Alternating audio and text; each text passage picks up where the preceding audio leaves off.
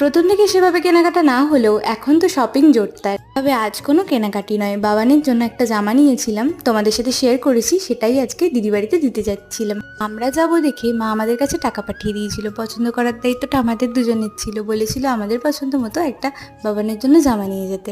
এই জন্যই দাঁড়িয়েছিলাম কাঁচরাপাড়ায়। তবে আমি তো এই কানের টানে আগেই কানের দেখতে চলে গেছি। বাবানের জন্য একটা লং জামাই নেওয়ার ইচ্ছা ছিল, তো এখানকার প্রাইসও যেমনি রিজনেবল আর ড্রেসগুলো প্রত্যেকটাই পছন্দের। দুটো নতুন জামা পেয়ে মেয়ে তো ভীষণ খুশি। ওখান থেকে কিছু খাওয়া দাওয়া করে চলে গেছিলাম সোনালি দিদির। দুজনদের বাড়ির মধ্যেকার দূরত্ব একটুকুনি, এক দিদির বাড়ি যাবো আর এক দিদির বাড়ি যাবো না সেটা তো হয় না। আর বেশ অনেক দিনই হয়েছে সোনালি দিদির বাড়িতেও যাওয়া হয় না, তাই একবারে দুই বাড়ি ঘুরে চলে এসেছিলাম বাড়িতে। এরপর মা নিয়ে গেছিলো দোকানে, আর সেখান থেকে আমরা এই পিসটাই কিনেছি। অবশ্যই জানিও এটা কেমন লাগছে। তো ওখান থেকে কিছু খাওয়া দাওয়া করে চলে এসেছিলাম বাড়িতে, আর ফ্রেশ হয়ে একটু স্কিন কেয়ার করে চললাম ঘুমোতে। চলো আজকের মতো টাটা, দেখা হবে অন্য কোনো ভিডিওতে।